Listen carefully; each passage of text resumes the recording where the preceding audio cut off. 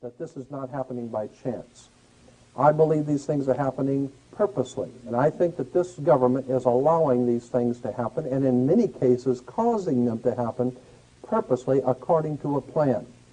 There is something called dialectics, Hegelian dialectics, we can get into later, but the whole idea is to cause people to be frightened, and in order to frighten people, a frightened and fearful people will do things for you. They will submit to you if they're sufficiently frightened.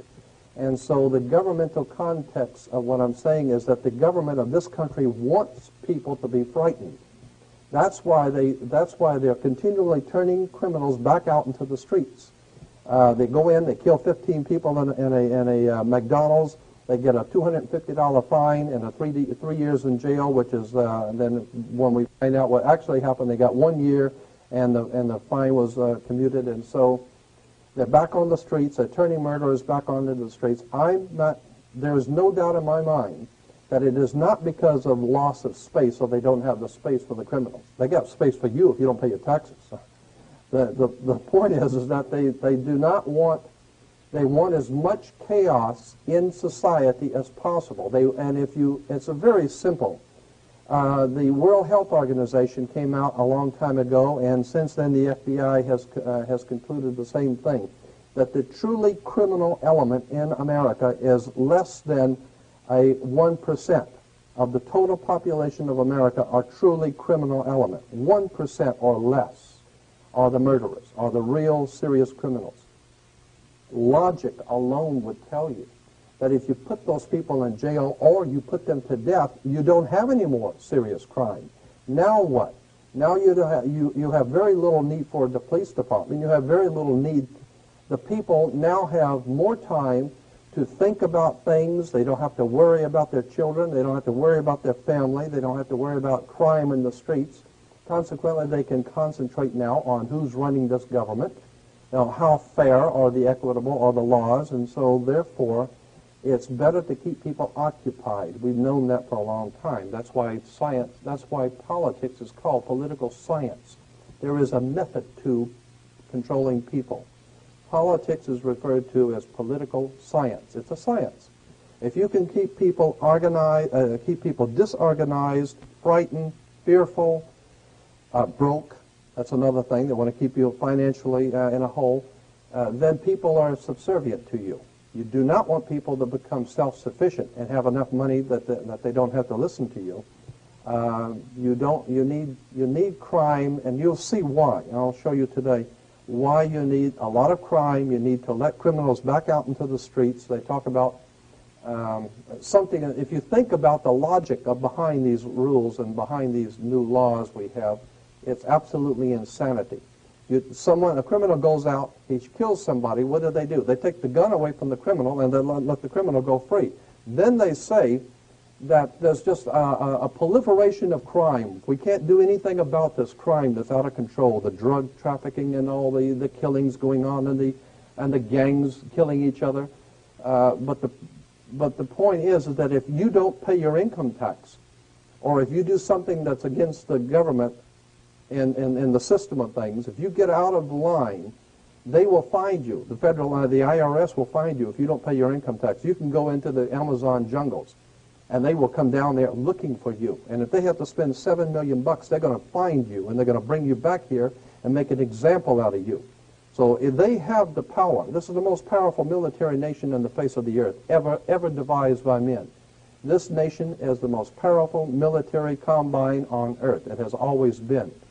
And if you think about the time back in, 50 years ago in 1940, when the United States was a very infantile country, it didn't have all of the high technology it has today, and just within a couple of short years, it got its stuff together and was able to meet Adolf Hitler on the field of battle throughout the world, and was able to do a battle with the whole Nazi empire. But they can't do anything about the drugs in Pacoima. The problem is that they have total control over everything. So anytime you see things going on, just understand that the powers that be in this government want it that way. Franklin Roosevelt, probably most of you don't remember who he was. He was one of the presidents.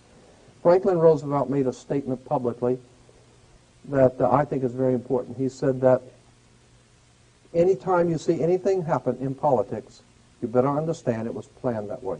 So anything that's going on in this country that you see that sounds crazy and lunacy, it's crazy and lunacy to you. But to those guys who are doing it, they know what they're doing. There is a method to the madness.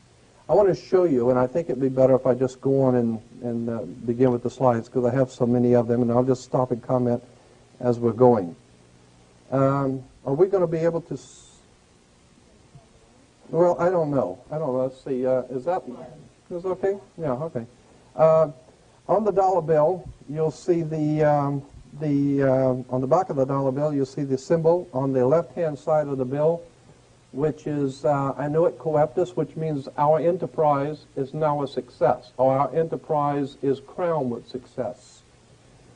Annuit Coeptus. So you're saying, fine, so you have an enterprise and is now crowned with success. What enterprise are you talking about? Novas ordo seclorum. Novas is novus, meaning new. Ordo is order. And seclorum is where we get the word secular, meaning the world. So it's new order of the world, the new world order. George Bush's new world order is now a success. But the problem is this was put on the dollar bill back in 1934. 1934 is when the Federal Reserve actually finally took total control of the United States monetary system, and that's when they said it is now a success, because this is a symbol. This is an emblem of a secret society of Freemasons called the Illuminati, the German Bavarian Illuminati. They were a secret society founded in the south of Germany. They were called the Illuminati, the illuminated ones, the enlightened ones. They they connected themselves to another group of Freemasons in France, in the south of France, referred to as the Pierre de Sion, French Grand Orient Temple Masons. And so this symbol today, while it's on the back of a $1 bill, it is also incidentally on a document in the British Museum and in the Louvre Museum. Both have some of the original writings of that sect of Freemasons in Germany that are today on display. And on one of the documents, it has that exact symbol, Annuit Coeptus Novus Ordo Seclorum, and that was in 1774 that the Bavarian Illuminati drew up their plans for what they were going to do in America and how they were going to do it. And that's not a new. That's not just from 1934. That goes all the way back to 1774, 1775. It's a symbol of a secret society. The triangle at the top with the light emanating from around it is Horus, the god of the ancient Egyptians. Of course, this is an Egyptian pyramid. You don't find pyramids in America. You find them in Egypt. And that pyramid is the symbol of the eye, was in the Egyptian religion Horus, which was the newborn sun. Every morning when the sun came up, his name was Horus. That was the solar divinity in Egypt. Horus was God's son, the light of the world, who is risen. He is our risen Savior, our risen. And so Horus was referred to as God's son, and that's why the light is emanating from around, because it's the sun. The sun is a round eyeball of God, the ancient Egyptians believed. The pupil of God was the sun, and he's watching you. And therefore, the sun was very bright. And so today we even say someone who is extremely intelligent is brilliant. They're bright. And that's why God is, of course, the most brilliant of all. Therefore, the sun is the most brilliant because it's God's eye. All right, anyway, there are 13 layers on the pyramid. And the 1776 at the bottom is 1776. A lot of people think it's because of the country being founded in 1776. It has nothing to do with that. As I said, this is on a document published back in 1774, 75, and then in 1776 the Roman numerals appeared on it in Europe.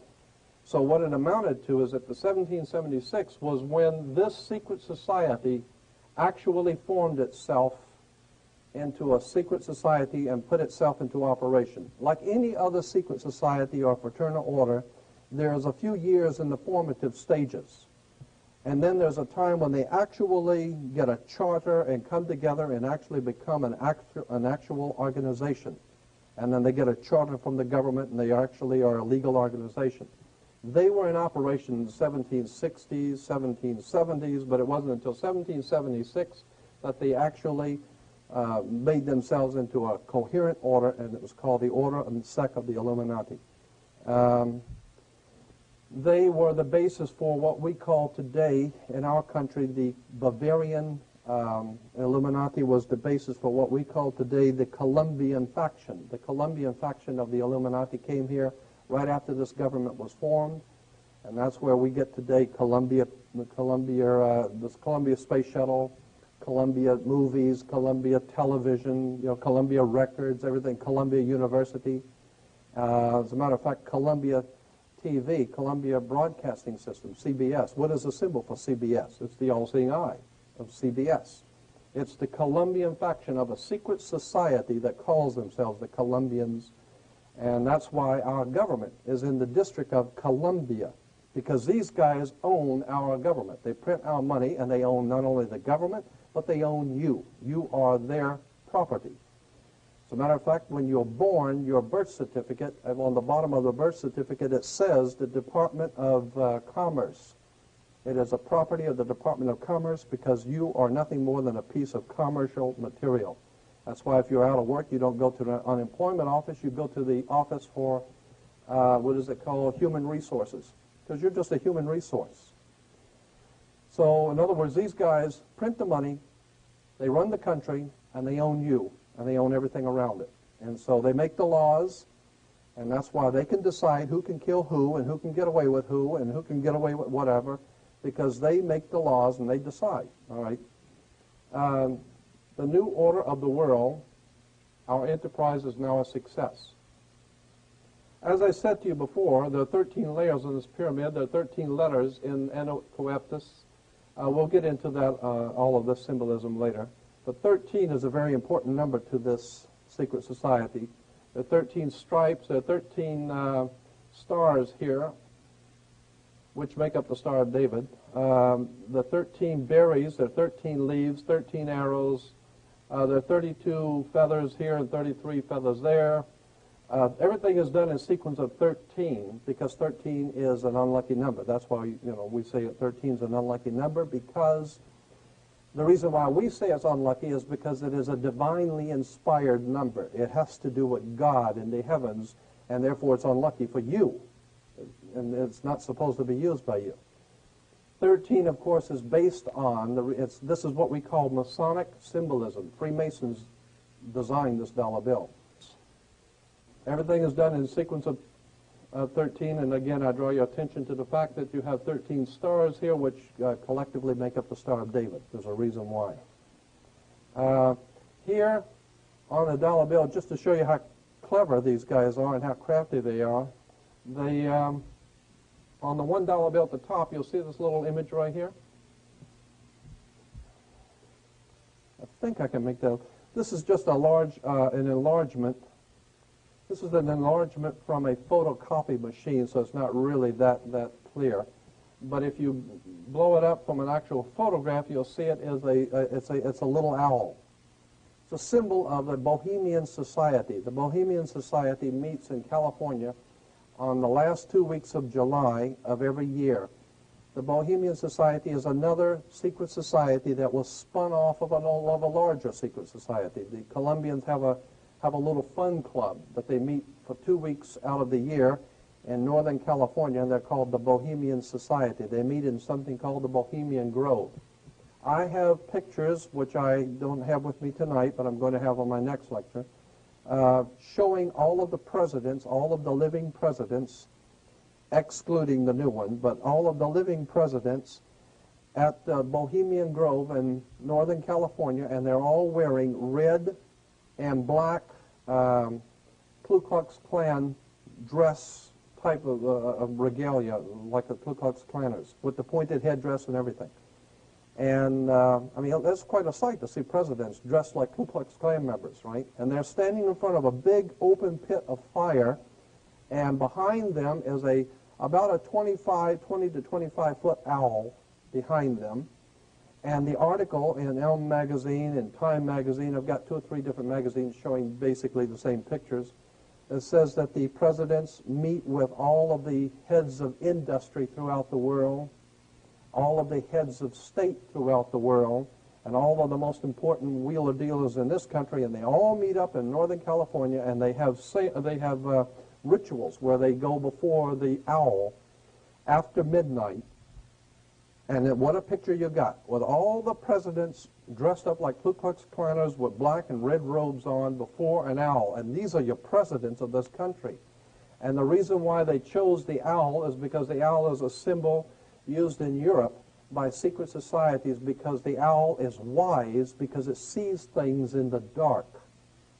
And the implication is, of course, that's why they are where they are, because they're very brilliant and they know things that you don't know.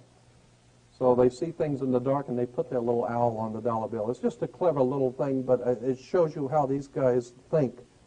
We get into Masonic symbolism. When you drive by a Freemasons, the Masonic Lodge, you'll see the square and the compass and then the G in the middle. The G is for not God. Everyone thinks it's for God. It's not. It's for geometry. Actually, it goes back even further than geometry. In 1717, it was stood for geometry. But the G has been used by secret societies as far back as ancient Greece, meaning the generative principle, the principle of generation or sexual principle in nature. And so when you see that G, just remember it stands for geometry. Now, so talking about geometry, here is a typical geometric figure of a three-ring square. The circle, the triangle, the square, all have Masonic and spiritual meaning, as you'll see. But here we have the square within the magic circle. Here's a Washington Monument from above, the square within the magic circle. Incidentally, the Washington Monument is the Egyptian obelisk, another, like the pyramid on the dollar bill, another Egyptian symbol, because what America is referred to by the secret societies throughout the world as the New Egypt. That's a term that is given to them in their given to America in their literature, the New Egypt, because our whole laws are based on the ancient magic of Egypt, the white and black magic. That's why your police cars have black and white cars, because it's the idea of black and white magic coming out of Egypt. And, you know, these people who are running this country are really devious. But here we have the mystic star. I think I'm probably going to have to adjust each one. Here's the mystic star, to give you an example, is a seven-pointed star that's used in secret societies. You'll see it all over. Seven-pointed star. Here's the Masonic Orders of Fraternity. Again, you'll see it.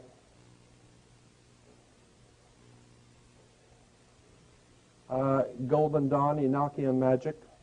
Incidentally, as I said, this whole thing is going to be like a shotgun effect. I'm covering a lot of stuff. But the old symbol of John Wayne in the movies, remember in the old movies when the pilots were taking off on the aircraft carriers, you'd always see the military doing the thumbs up signal, you know, when the planes were getting ready to take off, the thumbs up.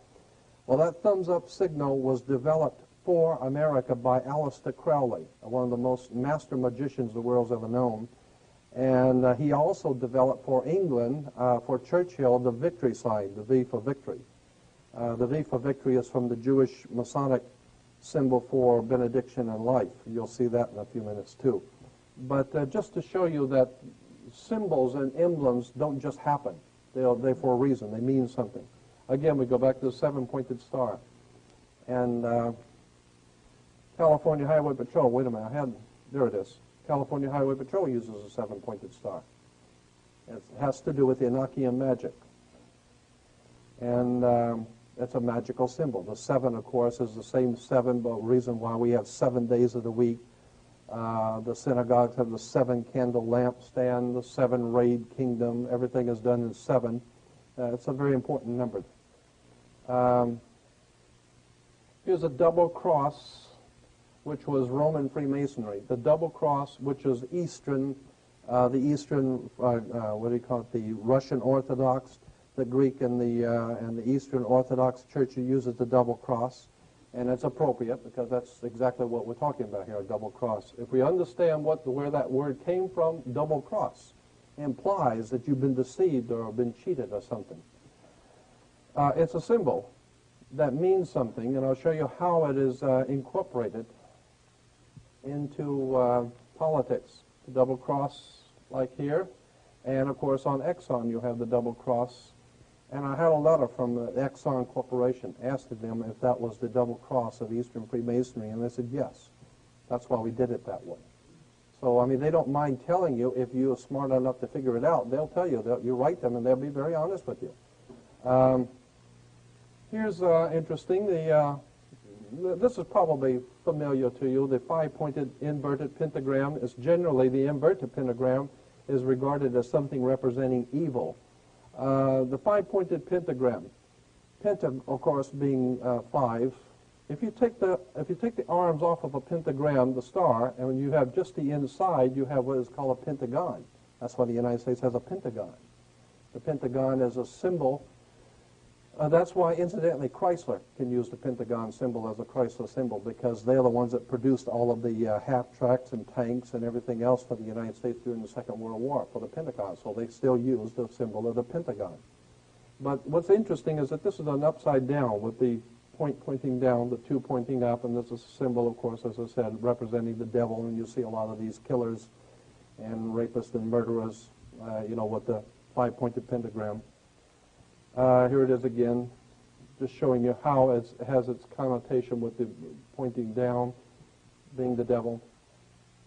Here's the first synagogue in Los Angeles of the B'nai B'rith in 1873, and up here, what do you see, is the inverted pentagram. We're talking about this is the first synagogue in Los Angeles, and they're using an inverted pentagram, which everyone knows is associated from the earliest ages in the Middle Ages with devil worship, okay? Here's a seven-rayed kingdom of God, how the seven flames and the seven candles of light. Incidentally, the seven-candle lampstand in the synagogue, the seven candles represent the seven lights of the heavens: Mercury, Venus, Mars, Jupiter, Saturn, the sun, and the moon, the seven ancient gods of the ancient world. So when you see the seven candle, that's a very holy seven-candle lampstand. No, it just represents the seven little lights in the heavens. And each one of those lights represented a god. Each one of those gods represented a day. So therefore, we have 7 days of the week to honor the seven-candle lampstand of the seven ancient gods of the world. It's all very metaphysical. It's all very strange, and it's all very well put together. If you understand how it works. Here's the shell oil. To give you an idea, let me back it up. I moved too quick on that. Here's the Panorama Mall, has an emblem, a symbol, and I put the shell symbol next to it so you can see what we're talking about here in shell is the sun rising between two triangles. The sun rising between, that's a sunrise, it's not a shell. Just like the Toyota, you see the sun rising, and I wrote a letter to the Shell Oil Corporation, and I sent them pictures like this, and I had some extensive research material I sent with them and said, is this true? Is this not, in fact, a shell, but it is a sunrise, which is a symbol of a secret society in Europe, and it is used in this way? And they said, yes. They wrote back and said, yes, it is a secret society symbol. It's been used for the last 100 years. Prince Bernard of the Netherlands was a member of this secret society. And so when you drive by a shell, just remember, it's not a shell, it's a sunrise of a secret society, and I'll get into that, what it means later. And it's just to show you how emblems and symbols all around us, and we don't even know what they mean. Here's another one. The eight-pointed star is two squares superimposed on each other. Get it better. There's a square here, and then a square here, and it's called the double square of Freemasonry. The reason for the double square, the first square means that you play fair and square. You know, when you play baseball down at the town square, and if you, anything which is legitimate and right according to the secret societies is square. You play fair and square. And if you go to jail, they'll give you 3 square meals. It's fair. It's the right thing to do, right? And so the whole idea is square means that everything which is right and legal and just and everything's squared. So that's why even in court they say, well, your testimony doesn't square with the, facts. It's square means things which are right and correct.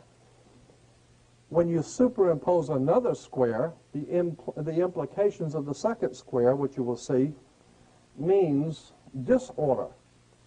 It's the intertwining of both order and disorder, meaning that you have the power over what is right and correct, and you also have the power over disorder and things which are not right and which are not correct.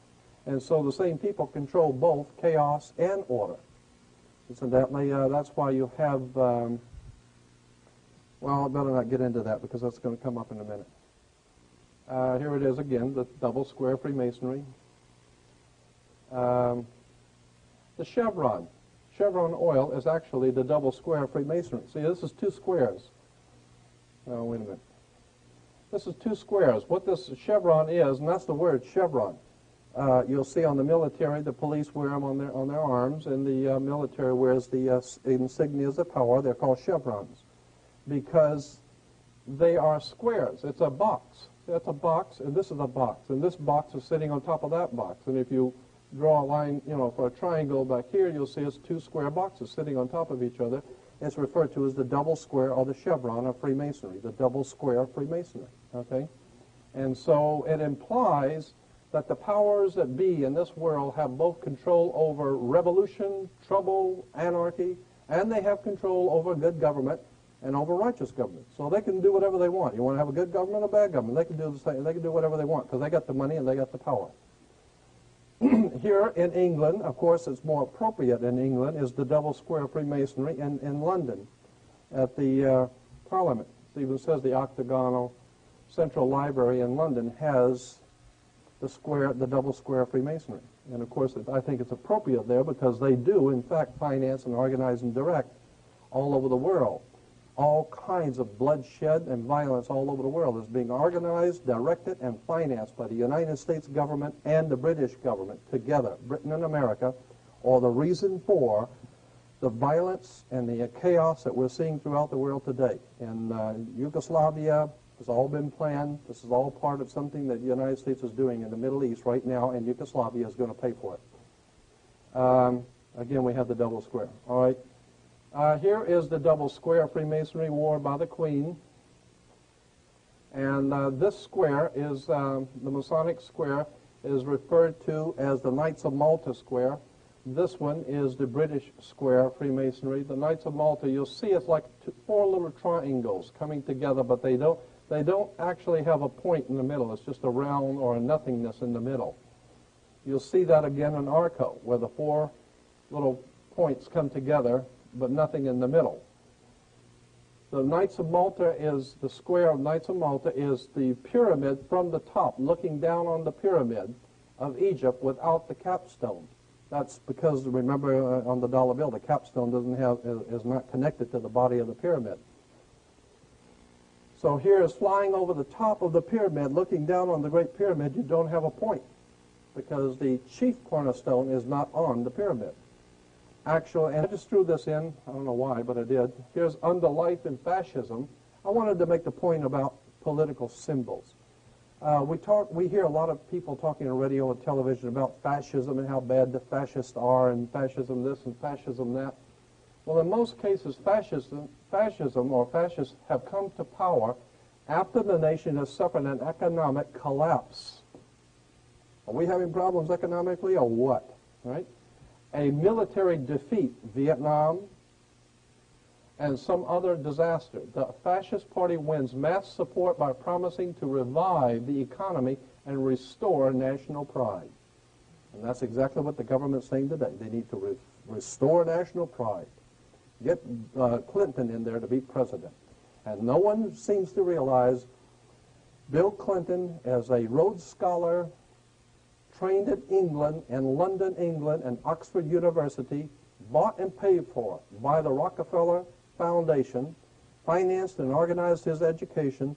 He is nothing more than a yes man for the power elites in this country. They want another candidate because he looks good. Personal liberties are severely limited under a fascist government, which is, I'm saying that's what we have here. And the government also controls newspapers, the radio, and other means of communication. That's why I'm not on nationwide television, right? And it issues propaganda to promote its policies, and boy, this government does that. Let's see. Oh, yeah. Wait a minute. This is interesting. A secret police force crushes any resistance. I like the word crush because that's what they do. You get in their way, they come out and beat your brains out, right? So here is a symbol of fascism. I thought I had one. Yeah, here it is. The French fascism. This is the symbol for fascism. A bundle of sticks with a hatchet head. Here is a Here's another. Incidentally, you always see the red shield. In England, the story of Robin Hood. Robin Hood comes from Robin Hood. Always in the movie Robin Hood, which Errol Flynn played in. At the very beginning, Errol Flynn is standing behind a red shield. He's standing here. It says Robin Hood. Why? Because the red shield is German for Rothschild. The Rothschilds of England were a German Jewish family in England who took over the Bank of England and took over 5 other banks in Europe and became known as the Rothschild banking dynasty of the world, the richest banking dynasty on earth, okay? Rothschild in German. Roth is red and shield is flag or a shield. So Rothschild is red shield. And red shield, everybody in Europe knew that the Rothschilds were the biggest murdering bunch of thieves and thugs the world's ever known. Oh, sure, they're very wealthy and they get banks, but nonetheless, these are just high-class thugs. And so they were called hoods, and that's where we get the word hoods. They went around the world robbing, and that's why they're called Robin Hood. Robin Hood is the hood that was robbing people in the Sherwood Forest, and that's where the home of the Rothschilds was, in the Sherwood Forest, the Robin Hood, with the red shield Rothschild, and one of the symbols was the fasci, or this is the symbol for world fascism. And fascist was an authoritarian political movement that developed in Italy, several other European countries in 1919. Its name was derived from the fasces, this thing here, an ancient Roman symbol of authority consisting of a bundle of rods and an axe. That's incidentally why we had Axis powers in the Second World War. Here's the bundle of sticks with the axe, and this is on an American symbol. This is on the back of the dime, the symbol for fascism on the back of the American dime. There it is. I mean, this is a fascist country. And it says fascism is a dirty, evil government that takes over and controls the people. Well, of course it does. That's what's happening to us. We've been taken over and controlled by fascists. And why? And here it is, the President of the United States standing here giving a State of the Union message, and what's on each side of him? The fascis. This is in the Congress. In the Congress, there are symbols of power for the President. There's 2 large fascis, and very few people have ever even noticed them. They're looking at this guy, and they don't even see these symbols of world fascist power, okay? And in case you're so blind you can't see, I blew one up and make sure you can see it. That is a fasci. A bundle of sticks with a hatchet head, and it was used in Rome. Let me explain why it's a bundle of sticks. The idea was in the Roman Empire that Rome could not police the world. What Rome needed to do was to collectivize a police force. That's why George Bush keeps talking about it's not just us in the Middle East, not just us in the Middle East. It's a conglomerate. It's a group of us. We merely represent a contingent of a group of nations there, not just America. That's the concept of fascism. It's not one stick. It's many sticks joined together with a hatchet head. So one person, one government can't do it, Bush says. What we need is a united nations where we can all unite our sticks together, and now we got power. Now everybody crawls on their knees and kiss the boots because they have a collective consensus of fascist rulers. All these guys get together. That's like the East Side Mafia getting together with the West Side and bring in the New York boys and some of the families out on the West Coast, and let's put this thing together and really rape these people good. And that's what the symbol of fascism means. They now have an axe tied together with a consensus of power. We have a fascist world government right here in America. Here's the United States Senate. 2 fascis on the Senate. I mean, even in playing cards, you got fascis with the king and the jack. That means something. There's a reason why the ace is the highest card in the deck. That's something else. Aces are always higher than the king for a reason.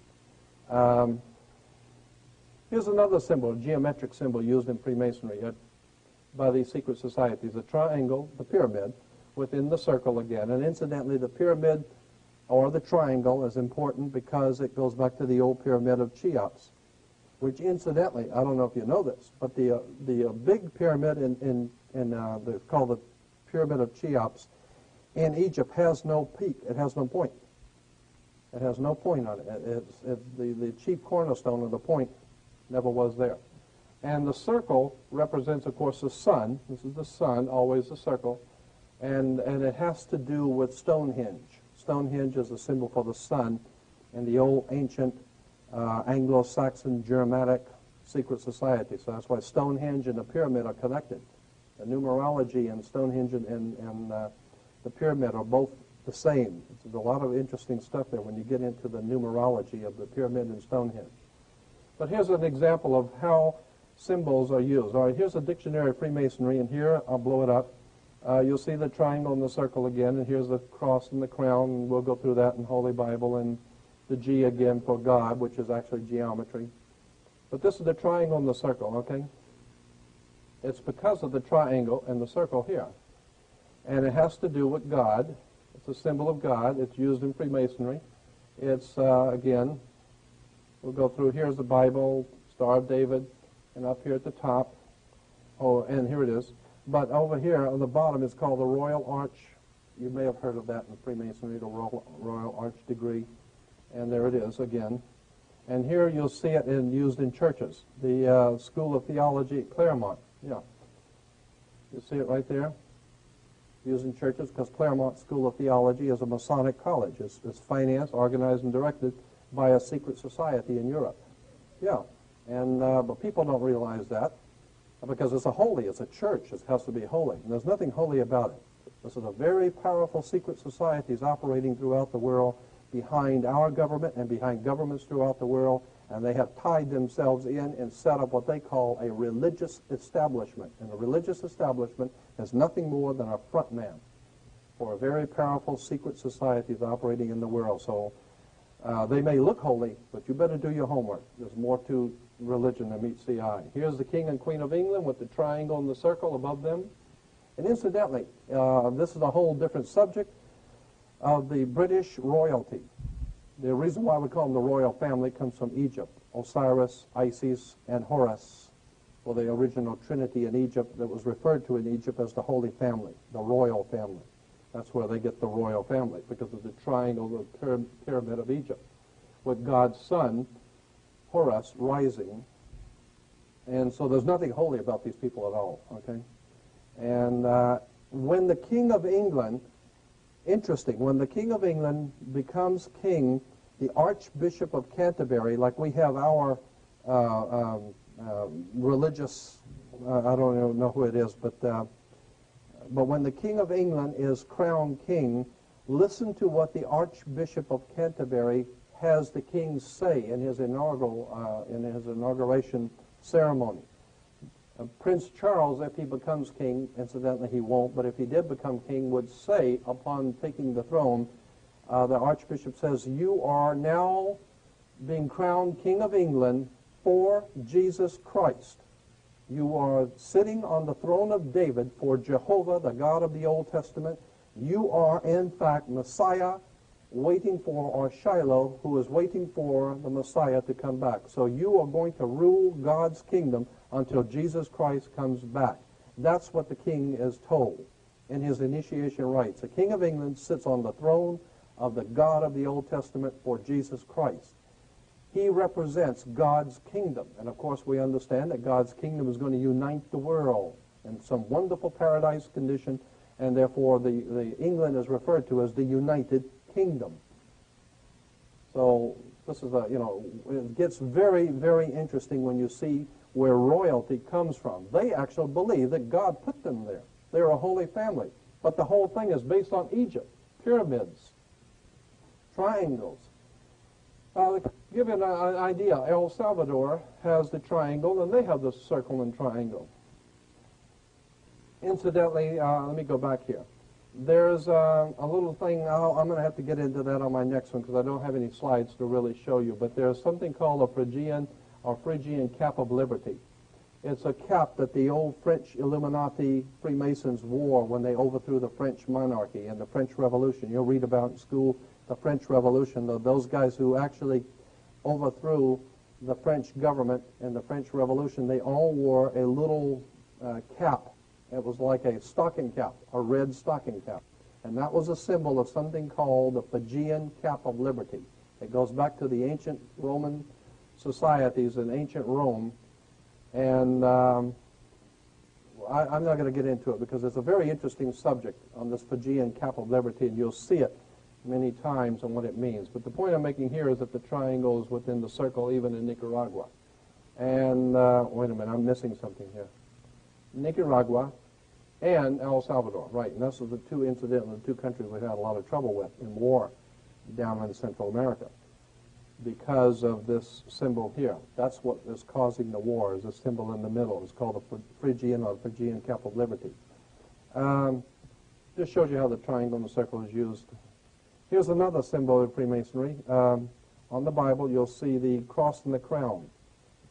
The cross and the crown, of course, is the cross of Jesus within the crown of salvation or whatever. But if you go back to Freemasonry again, you'll see the cross and the crown. The cross and the crown is actually on a chart of Freemasonry, the Scottish and York Rite. We have two rites of Freemasonry in America. The two most important ones are the Scottish and York Rite.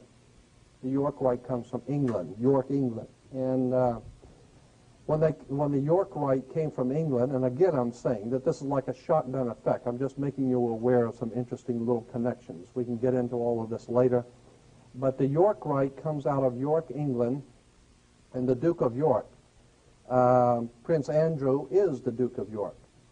The Duke of York, the York Rite Freemasons come to America. When America was founded, the first thing they did when the Columbians came over, the York Rite Freemasons came over. And they set up what they call New York. And New York is the Empire State. That's why we have an Empire State Building. New York is the Empire State because it's the new state of the empire, of the New World.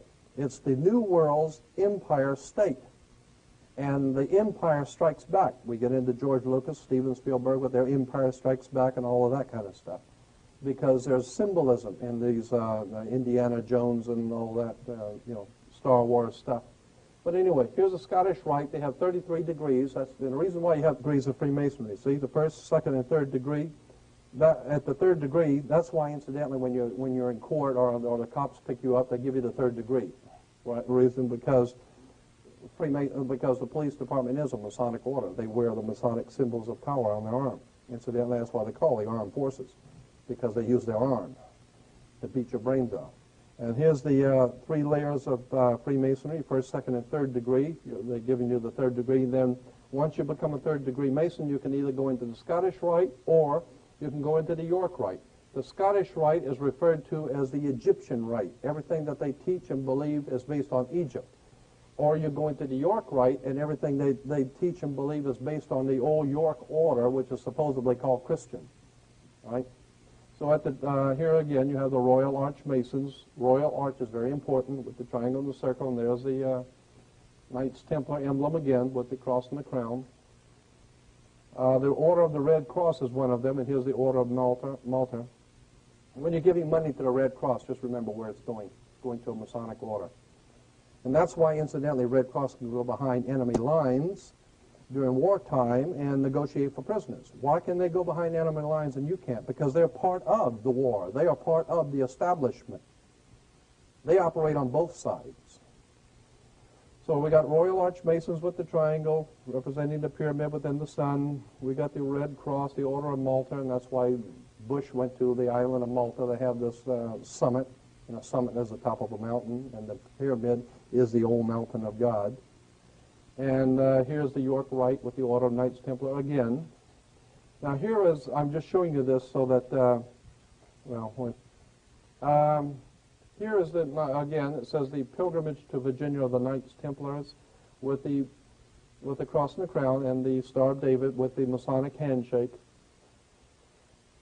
That's the Knights Templar Masonic Order, and here it is on the Watchtower Society of Jehovah's Witnesses. So a lot of people, poor Jehovah's Witnesses, they have no idea in the world that the man that founded their order, Charles Taze Russell, was in fact a York Rite Freemason. He was financed out of London, England by Lord Philippi de Rothschild. His money came from England to found an order called British Israel Freemasonry. He is nothing more than a Freemasonic conspirator to help the masters in England take over our banking system and our government and have everybody prepared to crawl on their knees and wait for God's kingdom, and Jehovah's going to come and save you. Don't bet on it. Cross and the Crown Lutheran Church. It's many places. Kingdom Identity Ministries, we got the Cross and the Crown. It's found in different churches throughout. Here it is again. All these are like what am I trying to say? A catalog for religious symbols. And here's a grinning Cheshire cat with his and he's got the cross and the crown. So when you go to churches and you see this cross and the crown, just know there ain't nothing holy about it. It don't represent nothing holy. It represents a very powerful secret society. Same people who are printing your money are directing the churches. Freemasonic orders. Here's Christian Science, cross and the crown. Mary Baker Eddy's husband was a Freemason in Germany. He was connected to the cross and the crown of the York Rite. You find it everywhere. And I'm just making a point, and the point I'm making here is that so many things that we see in churches we think are religious, we haven't got the faintest idea where these churches came from and what they mean. Here it is on church rings, commitment to Christ, and where they have Masonic symbols on the... Anyway, here's right here in Pasadena, the Methodist Hospital right over here. We're walking distance. Methodist Hospital, Southern California. Masonic emblems from Europe with the cross and the crown. And they're called, incidentally, those this is interesting. Those Freemasons who are operating out of hospitals are referred to as Knights Hospitallers. They are the Knights Hospitallers. They are the ones that have control over the health in America. The American Medical Association, the American Health Associations, all hospitals come under the Knights Templars, or what they call the Knights Hospitallers. So when you hear all this crying and complaining on the news by the politicians talking about the absolutely prohibitive cost of medical care, what they're saying is our brothers in the Knights of Hospital, the Knights Hospitallers, need some more money. So they're jacking up everything. We're being had. We're being had by some very powerful secret societies that control our very life. Everything we see, everything we hear, our food is dominated by them. They're putting chemicals in our food. They're killing our people. They're beating people up in the street. They don't really care. These are fascists. They don't care a thing about you or anybody else. They have only one thing in mind, and that is the direct control over the human race. It's called the New World Order. Here's a community Bible church over in Van Nuys, off of Van Nuys Boulevard. Incidentally, you'll see pyramids all over it and triangles. And here's the front. And inside, you can't see it too well. I got to do a better picture of that. But anyway, it's the cross and the crown. Santa Anita Apostolic Church, cross and the crown. It's right here on the Santa Anita Boulevard. Here's another one. This is over here on Colorado Boulevard in Pasadena. It's I think it's a Presbyterian church or a Methodist, I'm not sure. Inside, here it is again. And so when people see all of this, it looks very holy. What you don't understand is that this comes from the Middle Ages. These are symbols out of the Middle Ages of secret societies of Freemasons. This are Freemasonic emblems, the colors.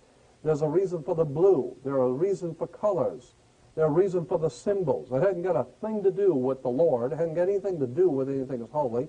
These symbols come out of the Middle Ages, out of Germany and France and Spain and England.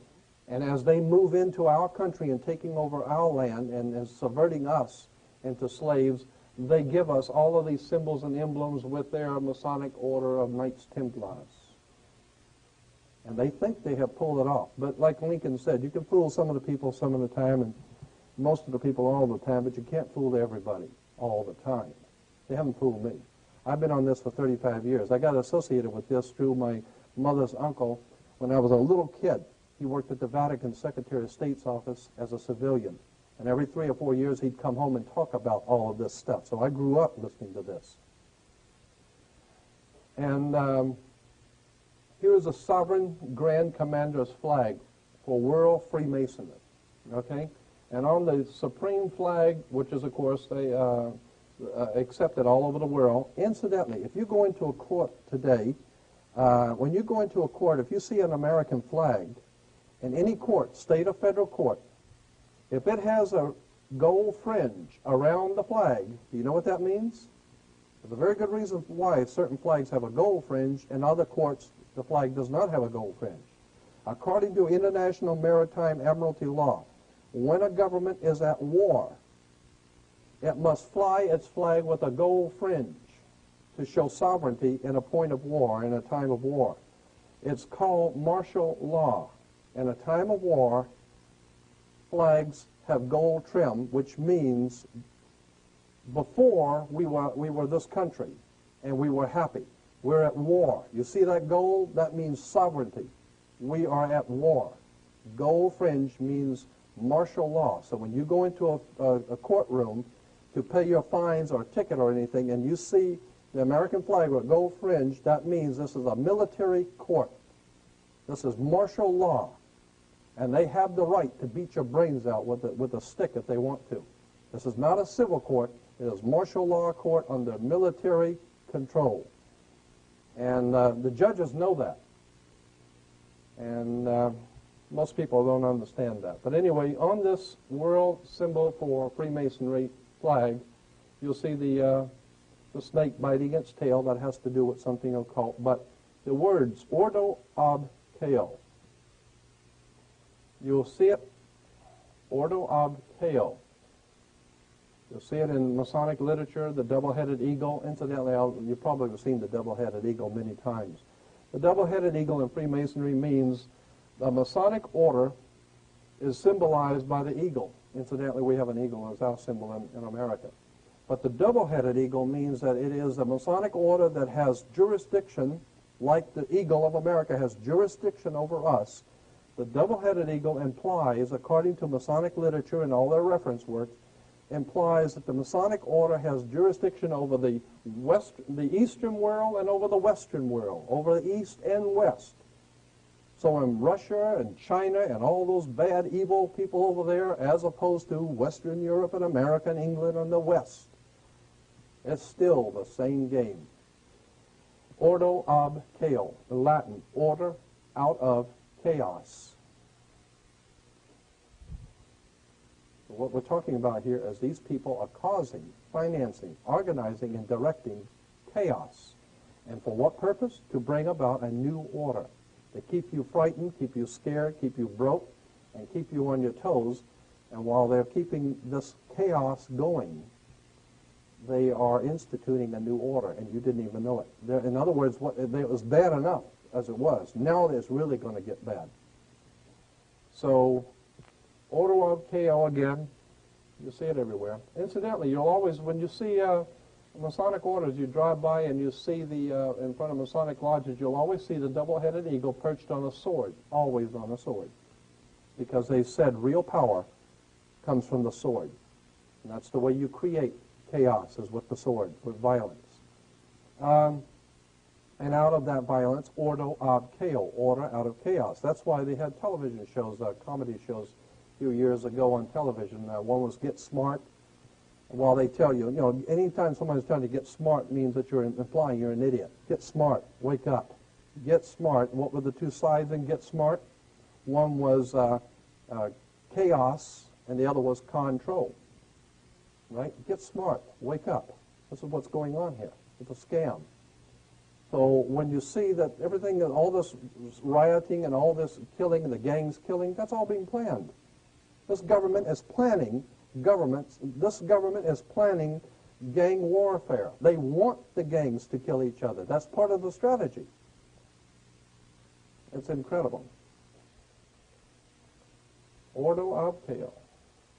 Anyway, order from chaos to control. Here's a California legislature, 1953, Senate Investigating Committee published by the state of California. Okay, and it says, so-called modern communism is apparently the same hypocritical and deadly world conspiracy to destroy civilization that was founded by the secret order of the Illuminati in Bavaria, 1776, May 1st. The World Revolution conspiracy appears to have been so well organized and to be ever continuing and ever on the alert to take advantage of every opportunity presenting itself so that the conspirators could create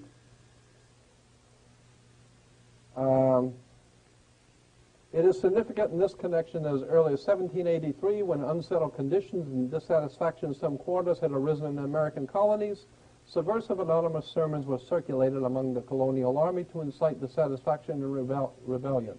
George Washington immediately called the army together, and in addressing them, he used this significant language. We're talking about 1783. George Washington said this, quote, "My God, what can this writer have in view by recommending such measures? Can he be a friend to the army? Can he be a friend to this country? Rather, is he not an insidious foe, some emissary perhaps from New York?" So George Washington already realized that there are conspirators who are planning our demise, and they're operating out of New York. Then the Senate goes on to say, it is plain that Washington believed the then center of this secret conspiracy, so far as this country was concerned, to be located in New York, and felt it to be his duty to make such a direct statement. So what we're talking about here is as far back as 1783, we've known what was going on. Well, I better go on to the next quote because it'll make sense.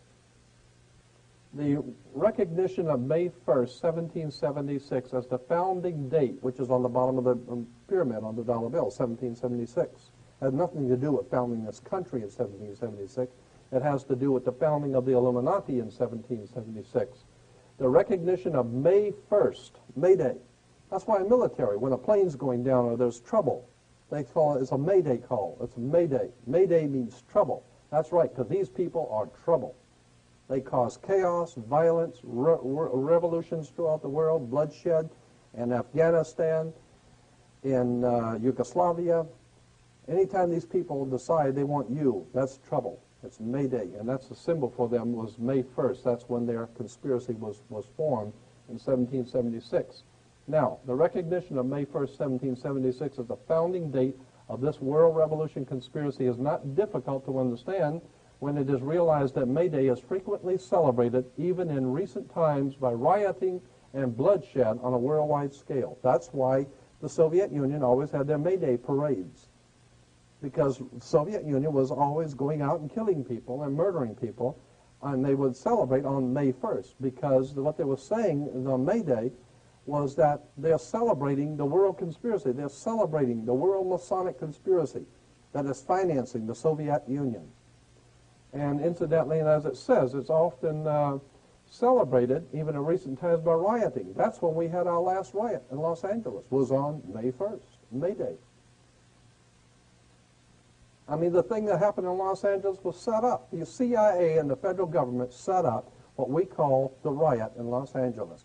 They set up those four guys to, the whole thing was a setup. Dick Gregory even got into this for a 3-hour talk on KPFK, where this whole thing of Rodney King beating was a setup. It was all planned. It was purposely planned. It was purposely designed because they knew the people would be angry and would riot. It was a setup. The whole thing. That's why in wartime, we call in this country in wartime, generals talk about the theater of war, the Pacific theater, the Atlantic theater, the European theater. The theater implies it's an act. It's a plan. It's just a theater. It's entertainment. You know, that's all it is. It's a theater of war. In other words, when you see all this violence and raping and killing going on in Czechoslovakia or Romania or wherever the hell it's going on, or in Yugoslavia, it's all been planned. Now, what do you think the Pentagon is all about? They're sitting there planning how they're going to take over different countries, what they need from certain countries. They're breaking the monetary systems of the world. It was all being well planned. There ain't nothing, like Roosevelt said, there ain't nothing happening by chance in politics.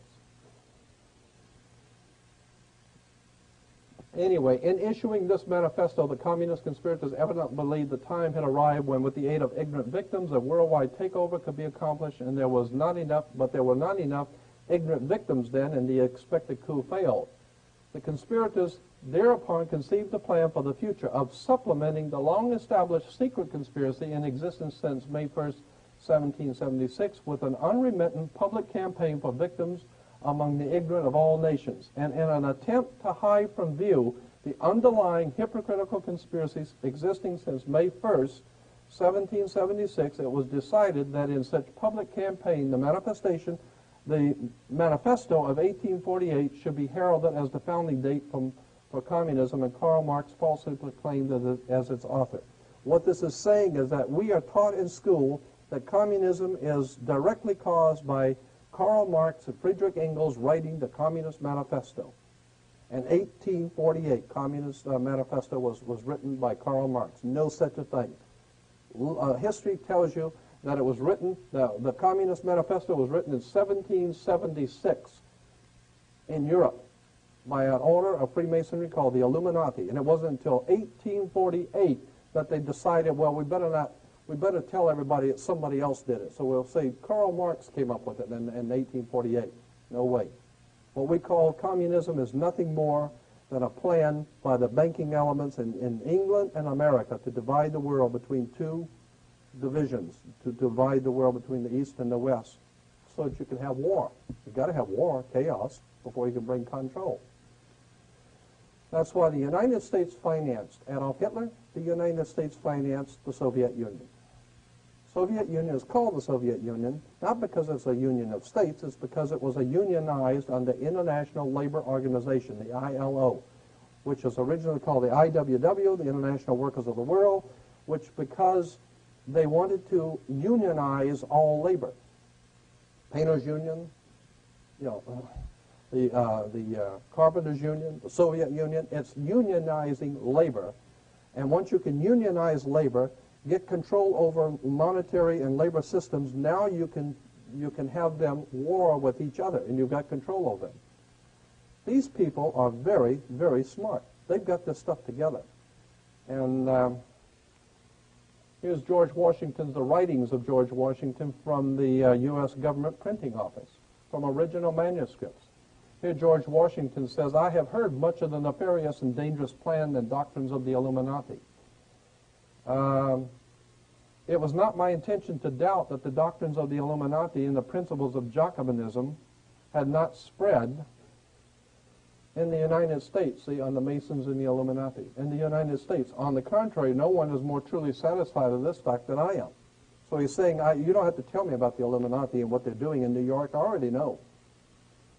Here is interesting, though. On the Masons and the Illuminati, George Washington writing said, individual Freemasons of them, in other words, he's saying in this letter to the man who wrote it, I don't believe all Freemasons in the whole world are evil. I don't think all Freemasons in the whole world are bad. But I know what you're talking about when you say that there is a secret conspiracy operating out of New York and in America and throughout the world. Nobody is more truly convinced of that than I am. Of course, there's a lot of ignorant people in Freemasonry that don't know any of this. But that individuals of them may have done it. I'm going to paraphrase this because it's an old English.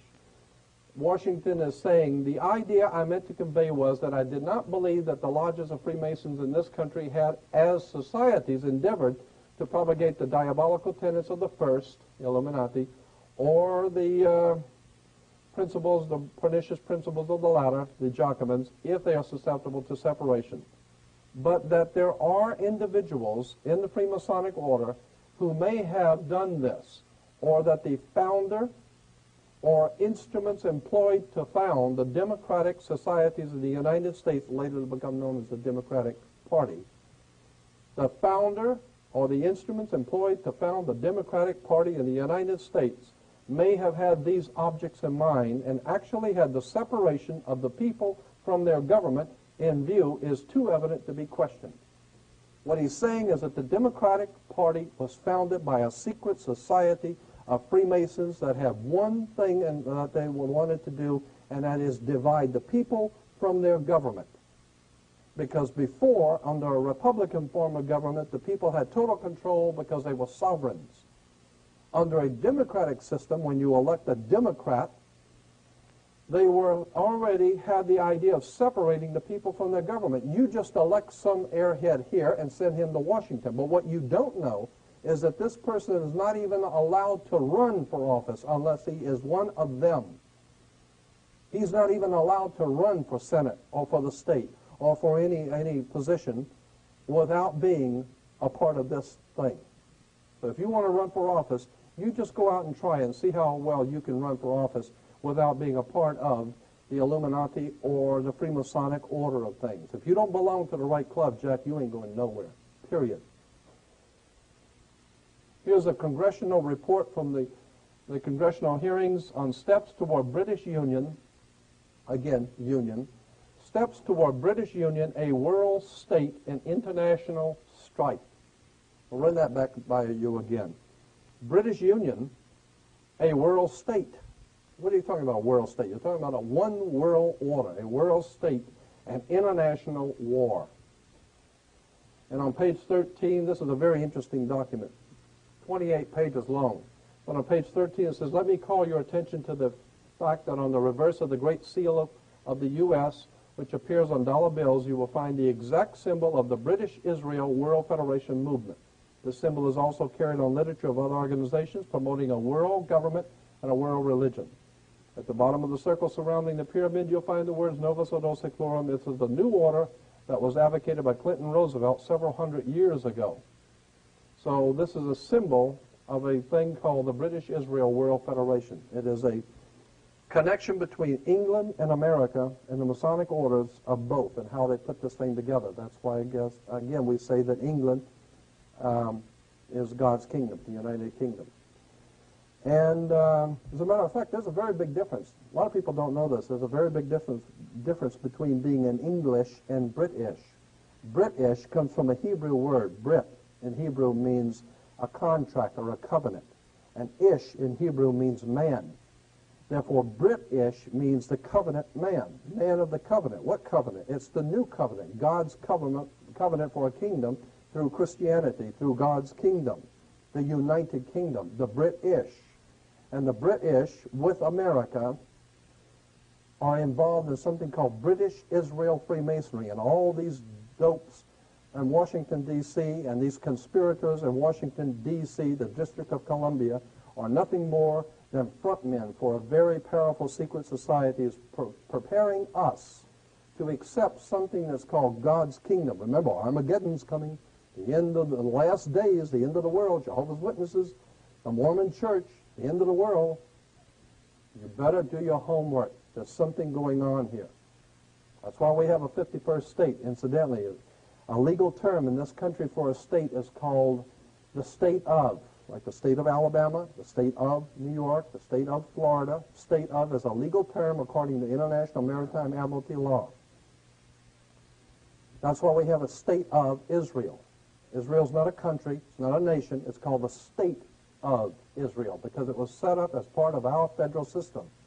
It was set up in 1948 by the United States and England, and it was referred to under International Maritime Admiralty law as the state of Israel because it is an actual state of the federal system of America. So you better figure out why too. There's a reason for it. Here is a symbol taken from a Freemasonic book. They didn't know I had. And here's the fires of revolution and trouble, anarchy, the cauldron of fire, they call it in Freemasonry, of the revolutionary trouble. And here's the pyramid with the Masonic. And down here you have three contingents or three factions of Freemasonry, always at war with each other. You have the Pope, which is incidentally, the Catholic Church is a Jewish Freemasonic movement, founded in the Middle Ages in the year 325 by Constantine. It is a Jewish Freemasonic political movement. That's why the Pope wears the little yarmulke. He wears the little yarmulke with the cardinals. They wear the tellus. All of these symbols and emblems in the Catholic Church are nothing but Jewish Freemasonry. Kabbalistic Yeah, Kabbalistic Freemasonry. You'll see, I'll give you a lot of examples of that very quickly. This represents Rome, or the Roman Freemasonic orders, and incidentally, you'll see a lot of this stuff in Godfather 3. In the movie Godfather 3, there's a lot of this stuff talking about the secret societies and the Freemasons operating in the Vatican and all that kind of stuff. And, incidentally, the guy who directed those shows and put them on the Godfather series, Francis Ford Coppola. I was doing some research at the police department down at Parker Center, and in their files, they have a whole file on Francis Ford Coppola. Francis Ford Coppola's father was Carmine Coppola, who was a don in the mafia in the city of Corleone, Italy. Huh? Corleones? That was his father. His father was a don in the mafia in Corleone, Italy. That's how you can make such a great movie and know so much about it. Hell, his father is the don in Corleone. You know? So, anyway, incidentally, I think Francis Ford Coppola is great, but I mean, he's very knowledgeable. He's put stuff together. You better figure out where he's getting all that money to make, Apocalypse Now and all the, hundreds and hundreds and hundreds of millions of dollars. Where's he getting the money from? I mean, where do these people get the money from? They're getting it from secret societies and fraternal orders that are the powers behind our government, okay? So here we got the Vatican, we got the Knights of Malta, and the King of England. They're all in there working up the fires of trouble all over the world. Here's the Pope with the yarmulke. Why, I ask you, are all of the politicians and all these world leaders all on their knees to the Pope? It's not because they're Catholic. I mean, here's the Emperor of Japan, Japanese, and he's on his knees, or getting ready to. So how come these people are all on their knees to the Pope? It has nothing to do with the fact that he's Catholic. It has to do with the fact of who he represents. He represents a very powerful secret society referred to as the Knights of Malta. And in world Freemasonry, there is something we call today an unwritten code of ethics among the thieves. I mean, you may be the East Coast family and the West Coast family, but when you meet, there's a certain respect for each other. So the Eastern nations, they respect that he represents a very powerful secret society of the West. And so it's only honorable to show respect. It doesn't mean we can't have a war. It doesn't mean we can't kill each other. But this is a state affair, so we all on our knees. And these symbols here, the stripes going over the shoulders, all are Masonic emblems. They always represent who you are in the Masonic structure of things in world Freemasonry. That's it, exactly. That's why they killed John Kennedy, too, because the Pope, they were afraid. Freemasonry in this country was very much afraid that John Kennedy was going, the old Joe Kennedy was going to start a Catholic dynasty in America. And that's one thing they're not going to have in America, the Catholic dynasty. You can't help it once in a while a Catholic will get elected or something, but we ain't have no dynasty here. I mean, every time you turn around, Joe Kennedy had, 15 kids? My God, he was going to have kids galore. And he wanted to have all his sons be president, congressmen, senators, always going to be a Kennedy doing something every time you turn around. So somebody decided to take Kennedy out. It's interesting that Kennedy, all the stuff around Kennedy's assassination is just filled with secret societies, fraternal orders. All you need to do is see JFK and you know there's something going on here. Anyway, here you got the Knights of Malta on Nazi soldiers with Adolf Hitler. That's because Adolf Hitler was connected with the Vatican. The Vatican signed concordance with Adolf Hitler. And that's why Mussolini and Adolf Hitler and the Pope, they were the enemies of Jewish Freemasonry in America. That's why if they're going to kill a few Jews in Europe, who the hell cares? I mean, that's business, you know. That's why Hitler was killing Jews, is because the Vatican was an opposing branch of Freemasonry, which was a Gentile Roman branch of Freemasonry, which is why Rome, Mussolini of Italy, joined together with Adolf Hitler because they were trying to reestablish what is called an Aryan system of laws and science in the world as opposed to the New World Order in America. But when you see all these things happening on a world scale, they're not just happening.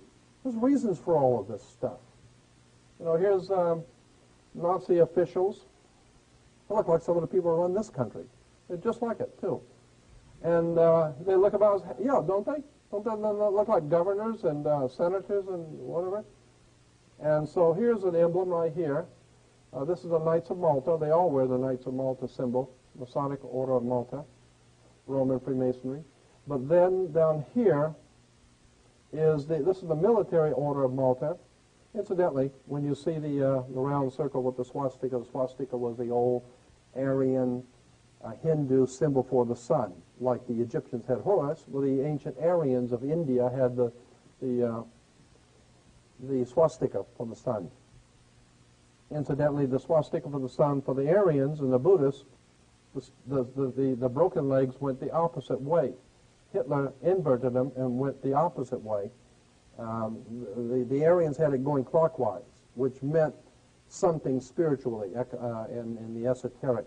Hitler broke the legs and made it go backwards, which meant it's going back to the east instead of going to the west. So he was reestablishing the old Aryan Empire on the ancient Eastern occultism. All of this has to do with secret societies and subversive movements. But anyway, this Knights of Malta religious emblem here on this one is interesting because when you enlarge it, I think I need to, that's pretty good. You'll see that it is the same one as the other one we showed on the before, Knights of Malta, but you'll see it's two circles. There's an outside circle and an inside circle, all right? Here it is again. Outside circle and inside circle, okay? Knights of Malta, religious Knights of Malta cross. And there it is again. But where is this at? It's in Pasadena. First Congregational Church in Pasadena.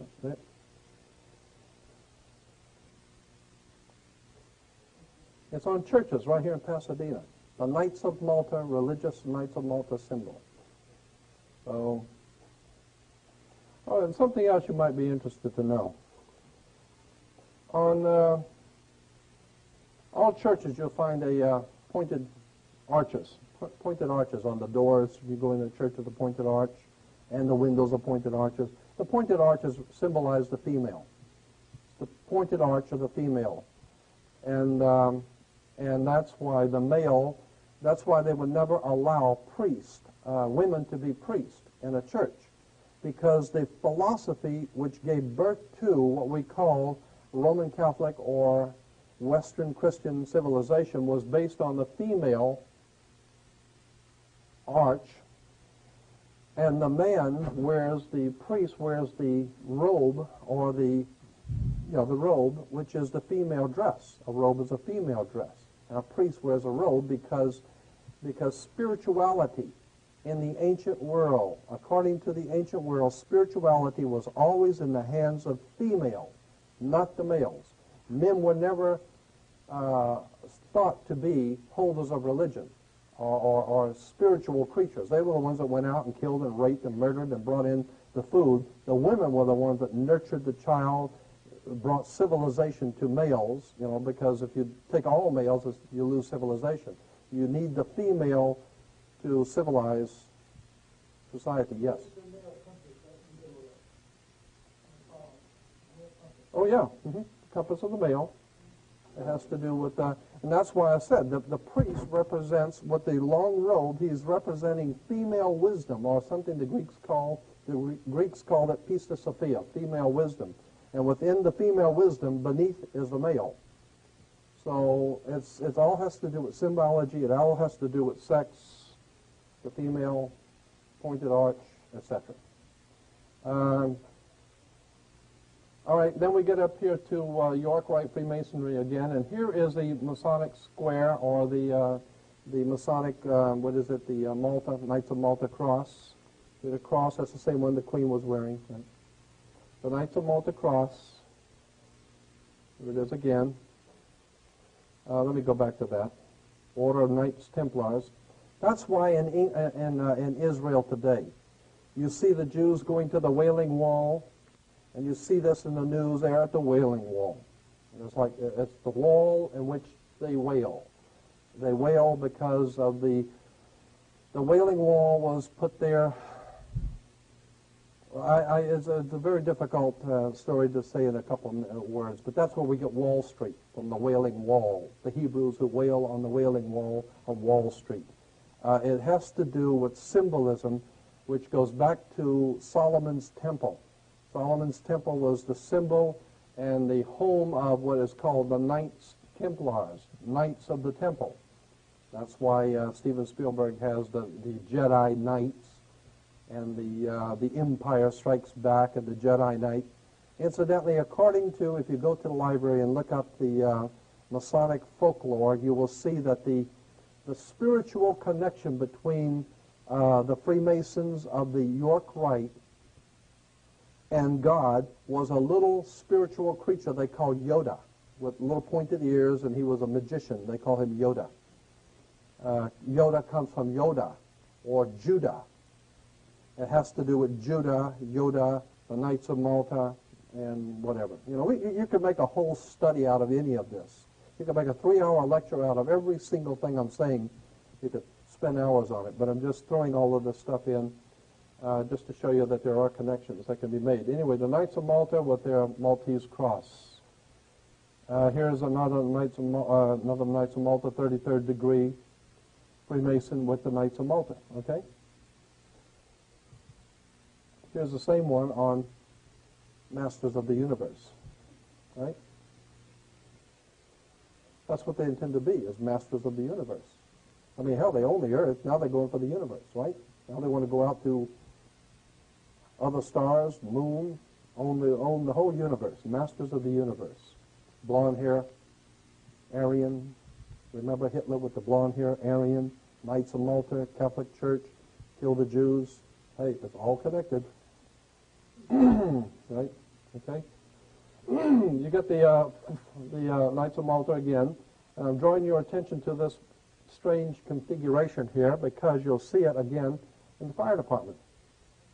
LA Fire Department has the Knights of Malta. Because the fire department, the police department, sheriff's department, mayor's department, and everybody else's department is all Masonic, the whole thing. We are in the hands of a very powerful secret society, and we call it law. Actually, it's nothing more than secret societies who have totally taken us over. And we just go along to get along because we're too ignorant and too frightened to death to do anything we did know. Yes? Yeah, on a red background. The Knights of Malta are a Gentile Roman Freemasonic order coming out of the old Roman Empire, which was the collective power of the old world of Europe, because Europe was dominated by Rome. And so the Knights of Malta is a symbol for a Masonic order coming out of the old world order of Europe, and it was called the Knights of Malta, and because it goes back to an old priesthood on the island of Malta. Malta was a symbol many, many, many years ago, over 2,000 years ago in the Roman Empire. Let me think of something that's comparable. You know, there are certain places in our country that are hot spots for occultism.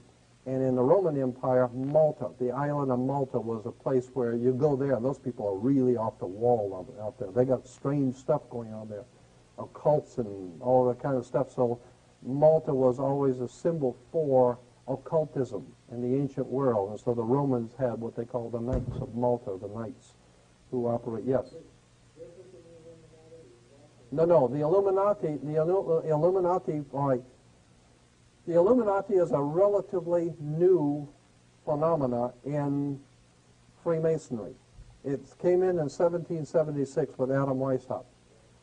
But what the Illuminati was merely a course correction in Freemasonry. There was the Roman world under the Roman domination of Europe, Freemasonic orders. There was the coming out of Spain, France, the coming of what is called York Rite or Scottish Rite Freemasonry, England, Spain, France, coming into America to found a new world order, but above them, above the two orders, which is the eagle with the double head, implying that both sides both the old world order and the new world order are being dominated by a third one. And that's what Ian Fleming in his James Bond novels was talking about, that there's a third power over the two. And it's controlling both. And that's the Illuminati. No, this is just showing the Knights of Malta symbol, which is Roman Freemasonry, but it shows how they don't mind using both sides, as long as you remember that America is a York Scottish Rite country. They don't, you know, they're symbols of Freemasonry, and what I have to do is I have to show you their works, their reference works that explain these symbols and how they connect, because they're very open with it. They explain their symbols and how they got here and what they mean and why they allow them to be used.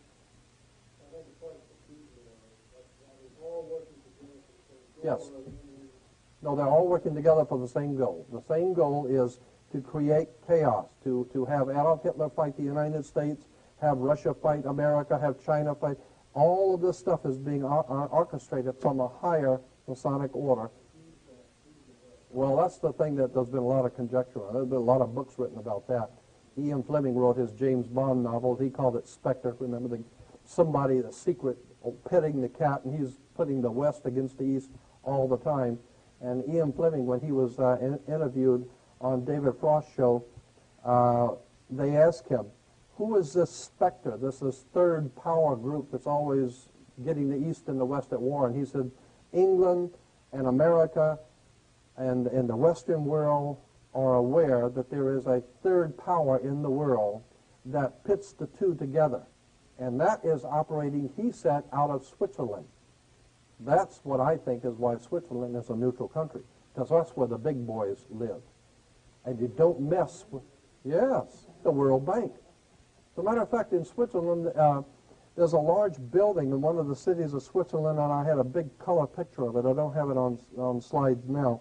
There's a large building in a big downtown city in Switzerland, and it's a round, perfectly round building, enormous in size, look like maybe 2 or 3 blocks, round circle, and it's divided into equal 3, into an equal triangle.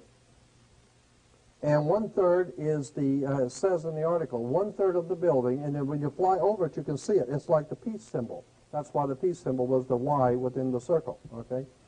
It was called in runic, in the old German runic, it was called the peace symbol. Anyway, the 1/3 of that building in Switzerland is the world headquarters for the United Nations. 1/3 of the other third is the World Bank, the International Monetary Fund, and the other third is the world headquarters for Freemasonry, the Masonic World Congress. So you got the Masonic World Congress, World Government, United Nations, and the World Bank. This way they keep it all together. You don't have to go out for coffee. You can all work together, right there together, right? Yeah, it's incredible. Here again, I show you the Pope with the Jewish yarmulke. There's a reason why the Pope wears a yarmulke. That's a Jewish headdress. That has nothing to do with God. It has to do with Jewish Freemasonry. The reason why he's called a cardinal, the word cardinal means a hinge on a door. That's what the word means in Latin, a hinge.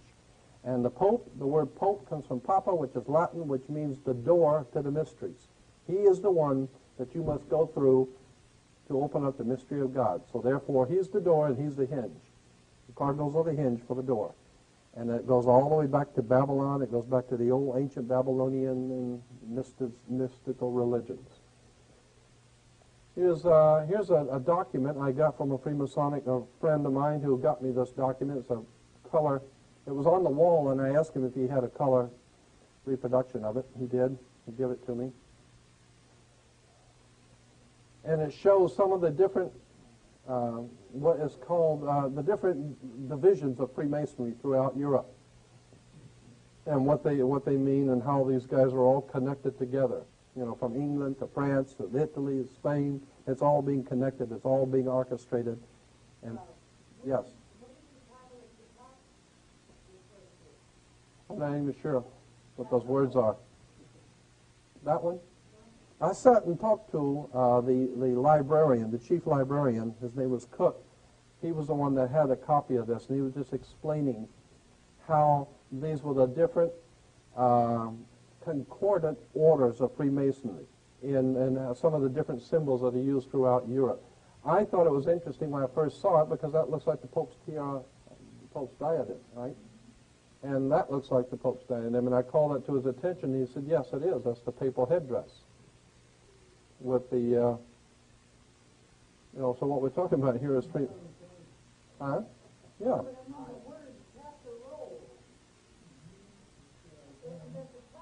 Yeah, I understand. I'm saying I don't read the language. That's what I'm saying. Do you read it? No, I don't either. I forgot what the guy was saying. He was, he was an old man. He was telling me all this stuff, and he was writing it all down for me. And I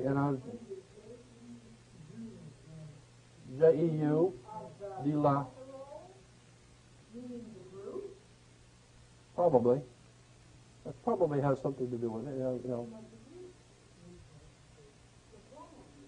Yeah, well, whatever. Yeah, whatever. And he's part of the group and part of the plan.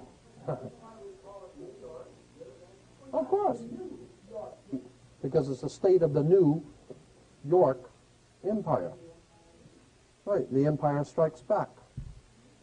George Lucas.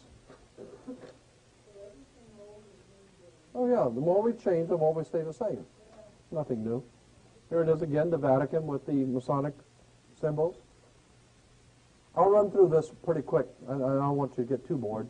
But anyway, here's a papal headdress, but these are all accoutrements for Judaism, right? The Ark of the Covenant and the mercy seat, and here's the Jewish high priest, and he's wearing the same one you just saw, which was worn by the Pope. The Pope's headdress. But we're talking Jewish here. We're not talking Roman Catholic. Unless, of course, you understand Roman Catholic is Jewish. Here is Freemasonry, and off of a page it's called Chapter Jewels of Freemasonry. Symbols of the different departments of Freemasonry. And up here you'll see the king, the scribe, and the high priest.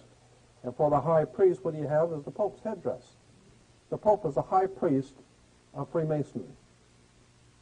And the King of England, he's in there too. But that's why there was a war between the King of England, King Henry VIII, had a falling out with the Pope.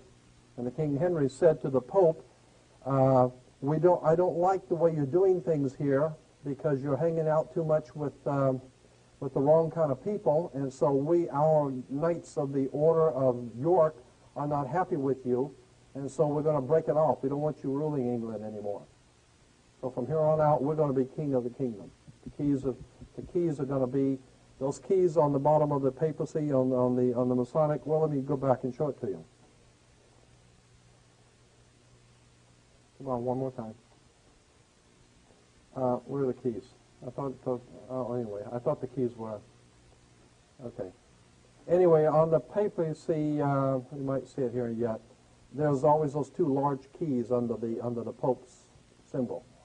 I think that's where we get the Florida keys from, because if you understand what the word keys and what it means, the Florida keys, I think, is connected to it. Because those people down there in the Florida Keys, better know who those people are. The Florida Keys are a home for some of the most powerful mobsters the world has ever known. They got a whole thing down there, and if you understood how many millions and millions of dollars, I mean countless millions of dollars, went into just building that highway from the coast of Florida all the way out to the Keys. That is an astronomical feat for the military, and the military was in charge of doing that. The Seabees laid it all out, and the military laid out that, and if you've ever gone down there, that highway is a beautiful highway, going way out, as far out as the eye can see. Right. Now, how much did that cost? And how come you put it out there? For who? So, yeah. They didn't put it out there for me. I don't live there. 175-mile bridge out in the middle of nowhere. And I don't mean no little platoon thing. I mean a beautiful bridge going all the way out to those islands, and there are hundreds of islands out there. Why? Because those families that live out there were friends like B.B. Rebozo, the friends of Nixon. I always see the presidents going down to the Florida Keys. That's because these guys who are the powers behind this live out there in the Keys on those islands by themselves, like in the Sean Connery, James Bond movies. These guys are absolutely horrendous. They got a thing going that will not stop. And we have no idea in the world what's going on. That's why they call it the Florida Keys. Again, I say within the triangle of Freemasonry, you have the Pope's hat. Here is the breastplate of righteousness for the Jewish high priest, the high priest of Judaism, with the Masonic apron, the fleur-de-lis, which is the symbol of France, which is a symbol of sex, joining the male and female, and he's wearing the Pope's headdress, okay? Here's another Masonic apron, and on the apron you will see King of England, the Pope. Incidentally, that's why when you go to college, you get out of high school, you wear, when you graduate from high school and college, you wear a black robe, same black robe that a priest wears. It's the same black robe that a judge wears. And the square you wear on your head when graduating is called a martyr board. It's a square of Freemasonry. So if you go to church and you do things right and you stay in line, you're square. Yeah.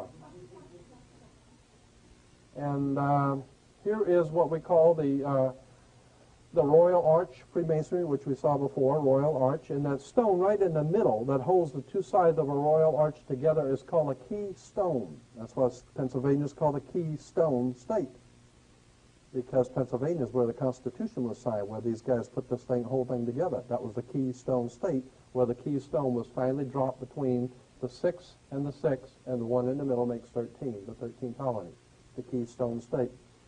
Again, it says, for the Royal Arch Chapter, note the headdress of the principals. We're talking about the Royal Arch Chapter, right?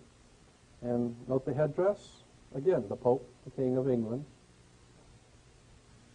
Now, we have something here, these symbols up here, this is what is called, and I can't remember if it's a 60 or the 90, but I'll do it again. This is I think the 60-degree square of Freemasonry with the G for geometry in the middle. The 60-degree, and incidentally, the reason why it's like this is because of the triangle pointing down and the triangle pointing up. You know, if you cross them, then it becomes the Star of David. That's why it's there that way. Yeah, that's it. And that's according to the Masonic books. They say it's actually a takeoff on the Masonic Star of David. Triangle up and triangle down, but this is the 60-degree square. All right. On them, anytime you see like the Olympic stars or any of these other, they always have the ribbon, right? Anytime you get an award from the government, it's on a ribbon. That's called a 90-degree square. That's a square, but it's at the 90 degree, a 90-degree square, okay? You have to keep that in mind, because that's a Masonic square, okay? Here it is, the 60-degree and the 90-degree. Okay, I'll back it up. I was wrong. That's the 90-degree, and this is the 60-degree. 90-degree square, 60-degree square. Well, it has to do with, figures the square of the 90-degree, and here's the square progress of the 60-degree, okay? 60 and the 90 degrees. And what are we talking about here? We're talking about Freemasonry. Okay? Here it is again. The same the square of Freemasonry. Here you see it, the 90 degree and the 60 degree in churches. Yeah.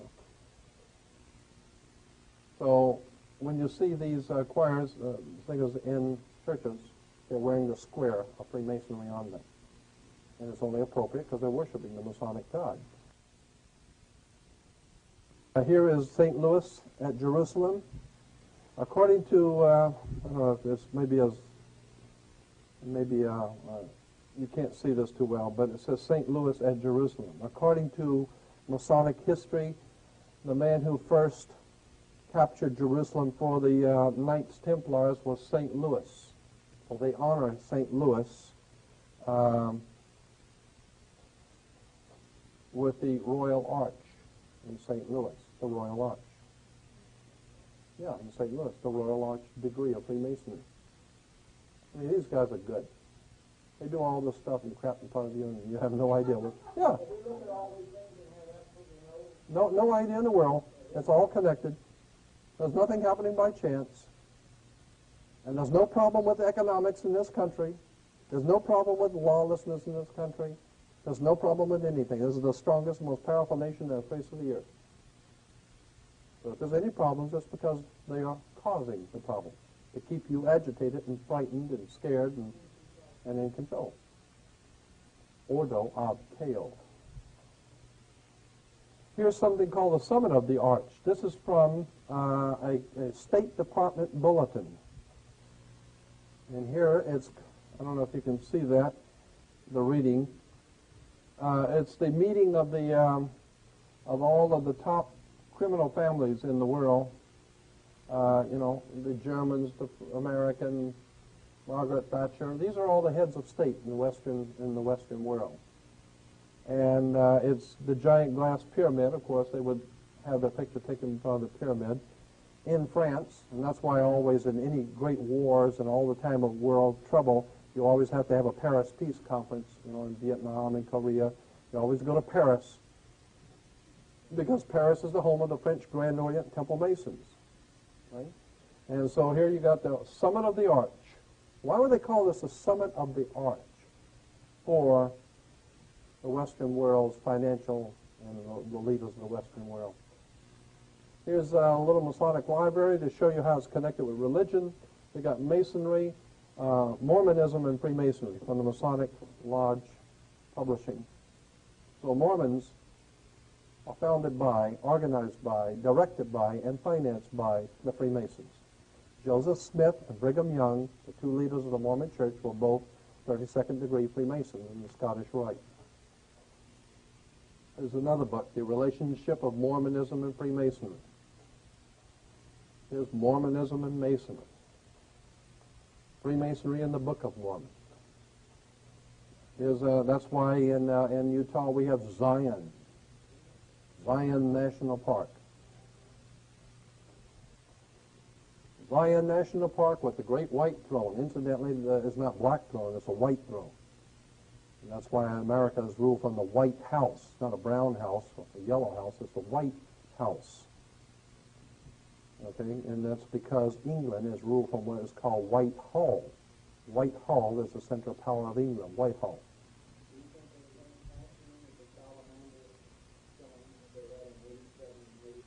I'm telling you, the people who are running this country are the most powerful criminals the world's ever known. Here's, oh, wait a minute. Should we take a break? Okay, let me back it up then. Huh? Oh, okay. That way we'll make it work out all right on the tape, okay? So, all right, let's get past this one thing and then we'll take a break. Masonic Orders of Fraternity. This is taken from a Masonic document. The direct descent of the essential program of the esoteric schools was entrusted to groups already well conditioned for the work. The guilds, trade unions, similar protective and benevolent societies have been internally strengthened by the introduction of a new learning. The advancement of the plan required an enlargement of the boundaries of the philosophical overstate. A world fraternity was needed, sustained by a deep and broad program of education according to the method. There's a method to this education that we're getting.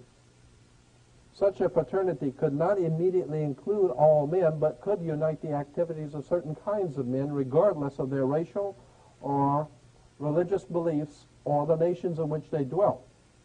Here's the point.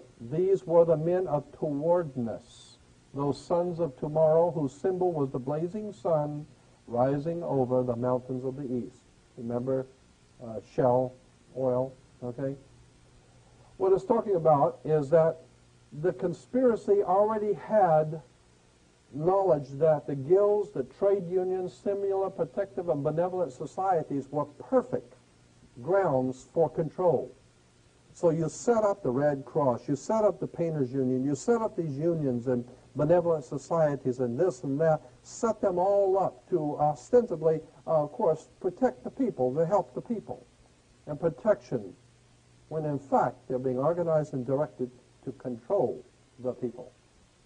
And it does, and such a fraternity could not immediately, we can't explain this conspiracy to everybody. We can't count in everybody on this. But we could unite certain kinds of men. As long as we all understand what's going on here, we could unite these different organizations together. And the symbol for these men, these were the men of towardness, whose sons of tomorrow, these sons of tomorrow, whose symbol was a blazing sun rising over the mountains of the east. That's important. These were the men of towardness, the sons of tomorrow, whose symbol was the blazing sun rising over the mountains of the east. While it is difficult to trace the elements of a pattern never intended to be obvious, the broad shape of a design is dimly apparent, the invisible empire. So it's saying it's very difficult to put all of this together. But the reason why it's difficult is it was never intended to be obvious anyway. I mean, if you're on the inside, you know there's a design, but on the outside, it's not supposed to be obvious. Okay? Here's where they're getting this from. This is from the old Assyrian Babylonian mythology. The sunrise, the god Shemesh appears above the mountains of the east. Here's God's sun rising over the mountains of the east.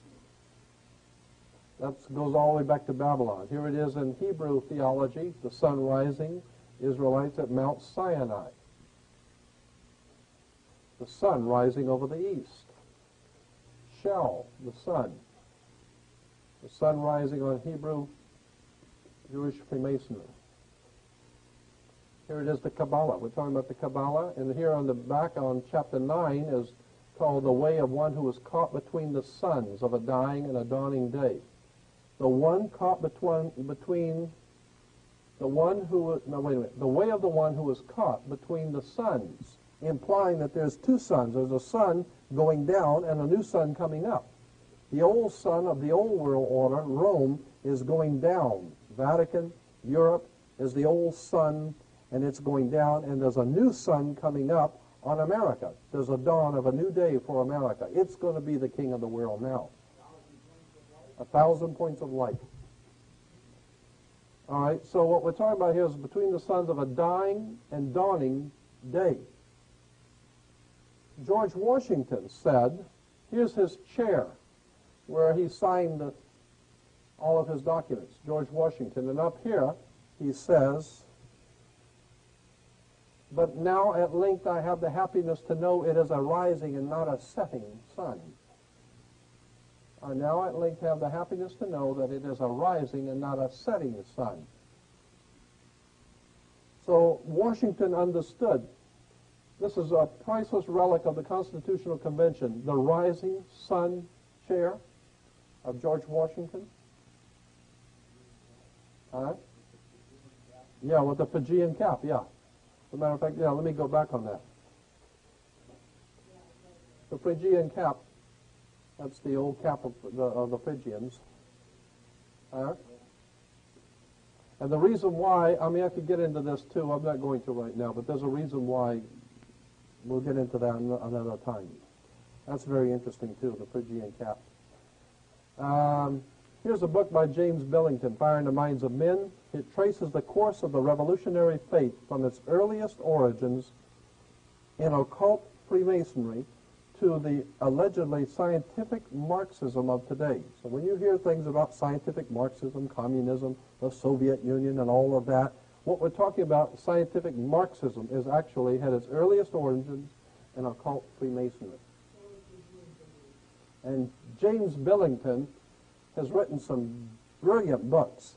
He is a Rhodes Scholar, like the new president. He's a Rhodes Scholar also. He teaches at Oxford. He's probably taught our new president. He is a really establishment boy. This guy is well thought of by all the gangsters and top of the governments of the world. He's their boy. And he is a very, very brilliant man. He's put out some very thick books on the Illuminati and Masonic. This whole book is dealing with the Masonic symbols and emblems that are used throughout the world and what they mean, and well, a tremendous book. But I was showing you this only because in relation to Marxism, connecting it with the origins in Freemasonry, okay? Again, here's a page from an encyclopedia on Russia, and over here you have the flag and this national coat of arms. The national coat of arms talks about the rising sun is a symbol of the dawning of the new day of communism. New day is in quotes, okay? The rising sun is a symbol of the dawning of the new day of communism, all right? This symbol came out for the Soviet Union 1930s, late 30s, mid to late 30s. It originally came out at that time. In New York, we have the dawn of a new day, dawning of a new day of communism. And in New York, we have for the World's Fair in 1939, the dawn of a new day. There's connections between the New York World's Fair and the coming of the Soviet Union. Somebody's trying to tell us something in New York. Sun rising in Russia, Soviet Union, sunrise. Here's the, what is it, half a dollar? Yeah, 50 cents. And here it says, she is moving toward the dawn of a new day, the sun rising for us. They put communism over there, it's rising for us now. Now we're coming into a communist system. We call it democratic, like the People's Democratic Republic of China, the People's Democratic Republic of Cuba, the People's Democratic Republic of Romania, and now we got the People's Democratic Republic of America. And nothing in all Marxist communism is the same as the old Roman fascism. It's all totalitarian dictatorships, period. Here's Charles Tess Russell, founder of Jehovah's Witnesses. He's telling everybody the new day is dawning, preparing all the poor Jehovah's Witnesses for the dawn of a new day. Here is the Watchtower Bible Tract Society of Pennsylvania, Jehovah's Witnesses with the sun rising over the mountains of the east.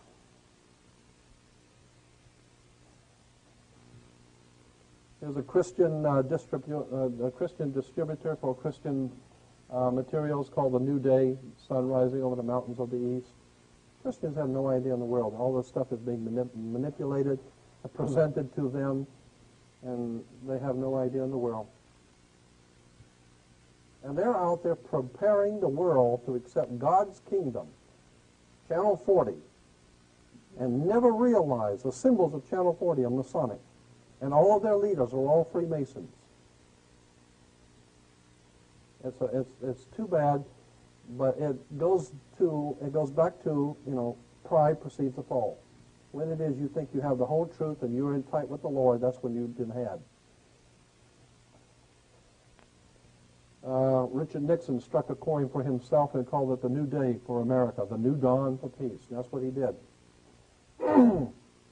Here's Liberia, the flag with the symbol for the rising sun on the flag, just to show you how it's used throughout the world.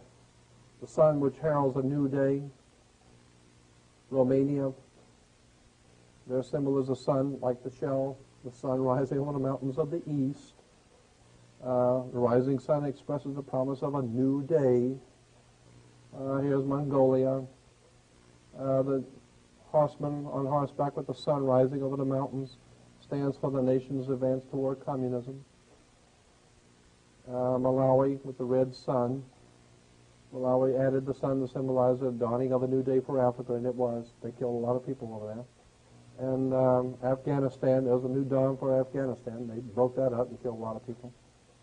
And here's on rings, high school rings, college rings, a new dawning, sun coming up. Here's the sun coming up on college rings and high school rings. There it is. Behold a new dawn, the sun coming up on the mountains of the east. I mean, hey, they control education, religion, politics, the police department, fire department, and Sears. I mean, let's face it, they own and control the world you live in. It's the only game in town. Behold a new dawn. Kids wear these rings and have no idea in the world what that means. How much more time do we have on the film? Good. A recurrent mythic model for revolutionaries, early romantics, and young Karl Marx and the Russians of Lenin's time was Prometheus, who stole fire from the gods for the use of mankind. I'll read it again. A recurrent mythic model for revolutionaries. A model for revolutionaries. And early romantics, young Karl Marx, And the Russians of Lenin's time was Prometheus, who stole fire from the gods for the use of mankind. Prometheus.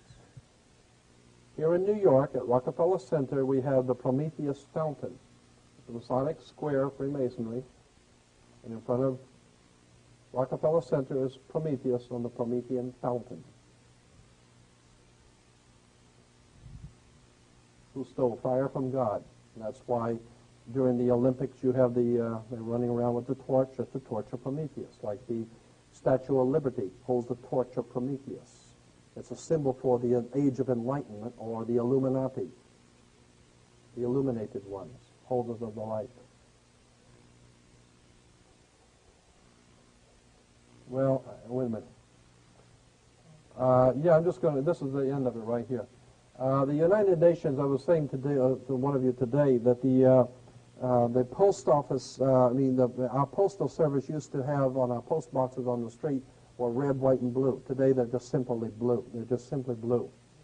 Because blue is a symbol for Israel.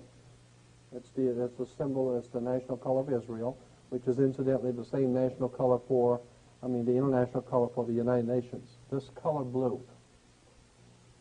This particular shade of blue has since become known as UN blue. This is UN blue. It comes from the old Grand Lodge of Freemasonry, the Grand Lodge blue. That's why they call it blue degree of Freemasonry. The first 3 degrees of Freemasonry is called the blue degrees. That's why the United Nations is blue. Yeah, that's why when you go to college, you get a degree. Because that's the way you move in Freemasonry is by degrees. The 33rd degree, the 32nd degree, the 3rd degree. You go to college and get a degree because these people will teach you what you're supposed to know, not what you're not supposed to know. You're not supposed to think like this. They teach you what you're supposed to know. They teach you how to earn a living, not how to live. They teach you how to think, not to think, but how to think. And so that's why when you come out of college, they call you an alumni, because you're an alumni. You are illuminated. You've been enlightened by the powers that be. As long as you stay square and play on the square, you're going to do all right. As long as you don't go thinking too much. Is the end of the first section.